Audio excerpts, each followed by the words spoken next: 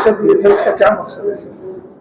जी देखिए, औरंगाबाद का industrial development क्यों नहीं हो रहा है? हमने इतना अच्छा और एक सिटी बनाया है, हमने शेंद्रा 5 स्टार इंडस्ट्रियल जोन बनाया है, इसके बावजूद भी बड़े उद्योग यहाँ पर आने से क्यों कतरा रहे हैं? तो जब इसकी जानकारी हमने हासिल की तो पता चला है कि शेंद्रा के अंदर इनके पास जमीन होते हुए भी जमीन नहीं है। तो हम उसकी छानबीन करें तो पता चला कि 2006 के अंदर इन्होंने 110 हेक्टर जमीन जो है वो अजंता इंफ्रा नाम की कंपनी को दिए थे उन्होंने, और उसके अंदर वो एक SEZ लेके आने वाले थे, और उस SEZ के अंदर उन्होंने ये किया था, अजंता प्रोजेक्ट्स को दिए थे, और उसमें उन्होंने ये बताया था कि हम इतने करोड़ रुपया इन्वेस्ट करने वाले हैं, इतने सारे लोगों को रोजगार मिलने वाला है करके।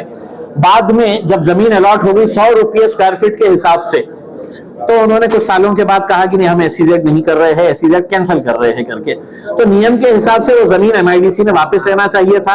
फिर उन्होंने कहा नहीं, हम कोई दूसरा प्रोजेक्ट लेके आते हैं। तो उन्होंने दूसरा प्रोजेक्ट लेके आने के लिए तो गवर्नमेंट को लिखा, और वो प्रोजेक्ट उन्होंने उससे सैंक्शन करवा के लिया, और सैंक्शन करवाते वक्त तो फिर उन्होंने ये किया कि अपना लेटर लिख के दे दिया है कि हम GST नहीं भरेंगे करके। ऐसा कोई कानून नहीं है। फिर उनको है तो ये सुविधा दी गई कि आपका जो ट्रांसफॉर्मेशन फी रहेगी वो 44 करोड़ रुपीस थी। तो उन्होंने कहा कि हम 4 इंस्टॉलमेंट में देंगे, तो बोले 4 इंस्टॉलमेंट में दे दो करके। तो अभी तक उन्होंने है तो सिर्फ एक ही इंस्टॉलमेंट दिए है 11 करोड़ रुपये का, अभी तक है तो बाकी का इंस्टॉलमेंट नहीं भरे है।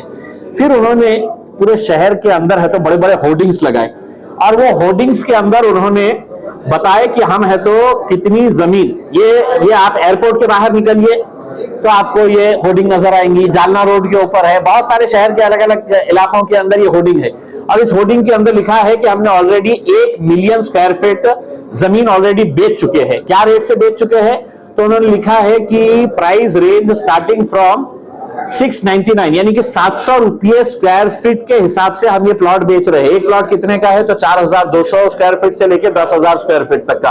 और क्या बताया है कि अप्रूव्ड मास्टर प्लान है 232 एकड़ जमीन का। तो सवाल ये पैदा होता है कि जमीन तो MIDC की है, तुम इसकी प्लॉटिंग करके बेचने का अधिकार तुमको कैसे मिला?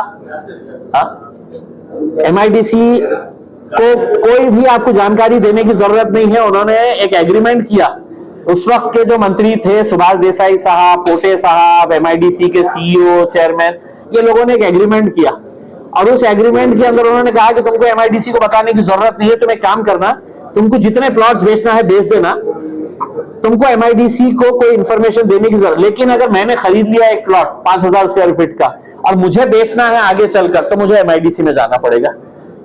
तो मेरे हिसाब से ये कई 1000 करोड़ रुपए का ये घोटाला इसके अंदर सामने आ रहा है।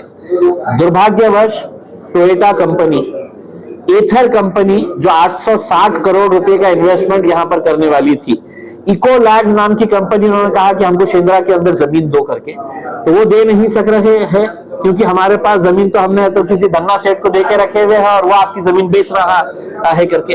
तो ऐसे हालात के अंदर मैं यहाँ के जो लोक प्रतिनिधि है, मैंने ये मुद्दा निकाला हूं। अब अगर आपके अंदर प्रामाणिकता है और मराठवाड़ा का सही मानों में आप विकास करना चाहते हैं, तो आपसे मैं अनुरोध करता हूं कि आप एक पत्र इसके बारे में ED को, CBI को लिखिएगा और उनको बताइएगा कि साहब इसकी इंक्वायरी करिएगा करके। तो आप देखिएगा खुले तौर के ऊपर MIDC के अधिकारी चले जाएंगे, उनके सेक्रेटरी चले जाएंगे, जो मंत्री उस वक्त ये फैसला लिए वो लोग भी अंदर चले जाएंगे करके।